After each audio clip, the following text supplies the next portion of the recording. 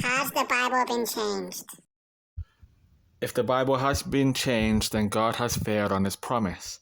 Jesus said to Peter, the gates of hell will not prevail against his church. In 2 Thessalonians, Apostle Paul encouraged the church to hold to the traditions handed down.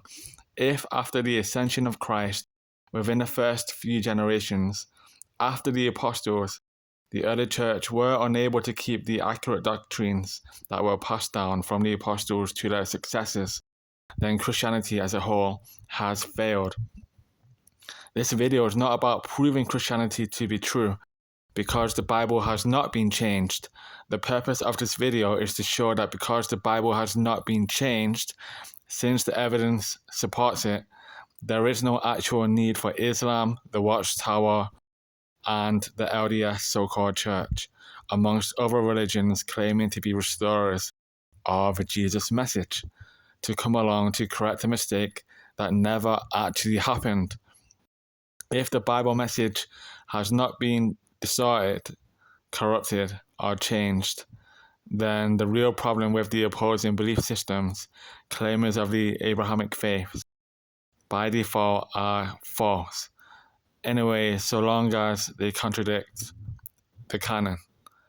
The disagreements then are solely with the message of the gospel, who Jesus is, what he has done, who God is, the revealed conception of his nature, God being triune, etc.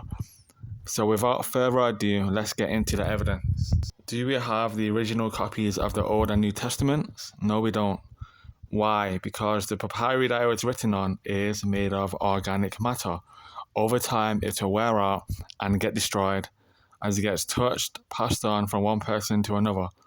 We do have manuscripts and pieces of manuscripts that date from the 2nd century till the 5th.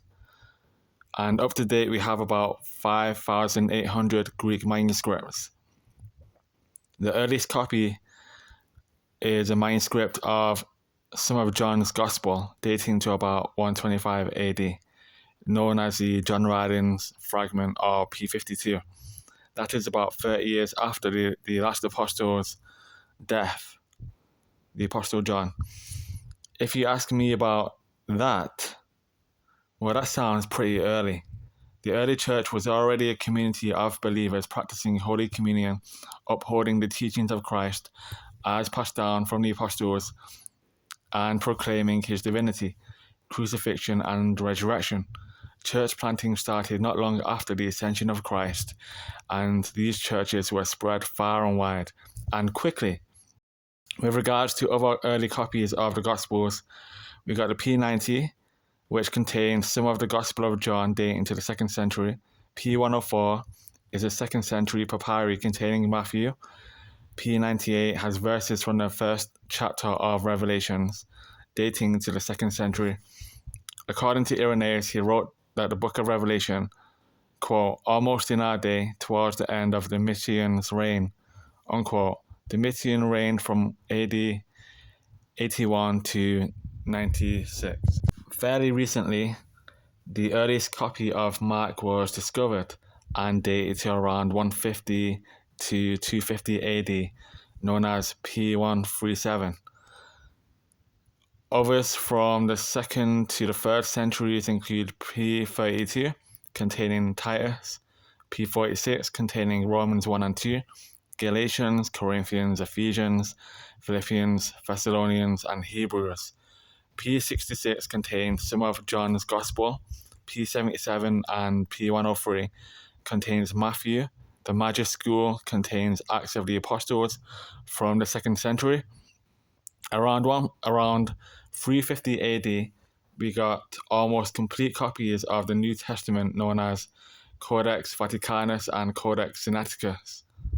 With the Old Testament, we got the Dead Sea Scrolls that predate Christ by about 100 or so years. If that's not enough for you, we got early church quotations from the 2nd century onwards, containing quotes and alluding to the Old and New Testaments, as much as 70,000 quotations. The early church, after the apostles held to core doctrines that Christ is God, got crucified, died for our sins, and especially he resurrected from the dead. Due to its rapid expansion, the writings of the New Testament was written sometime in the 1st century, perhaps a few decades after 33 AD, but before 70 AD, with the exception of John's Gospel and Revelation. The texts never really stayed in the same place. In other words, they weren't controlled. Whilst the Apostle Paul and others were writing to the churches, copies were made to other churches. It's unlikely they would have stayed in the same place in a controlled manner due to rapid expansion with regards to church planting and persecution.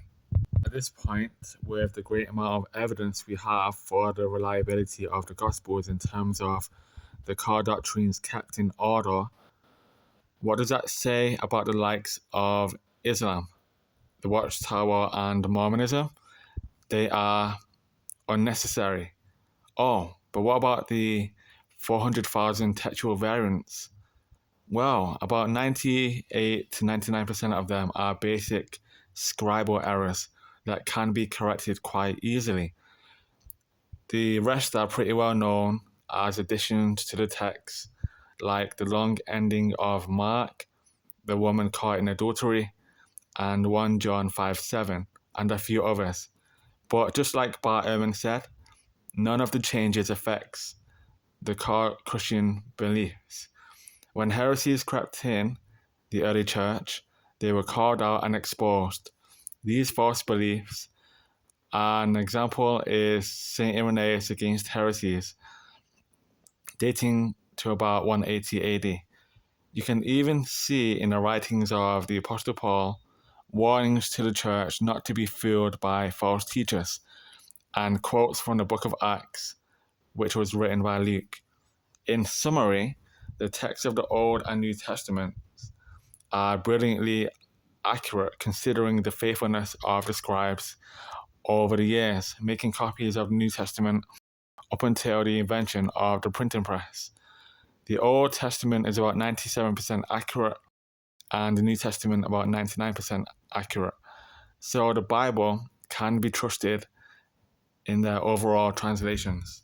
Thanks for listening. God bless.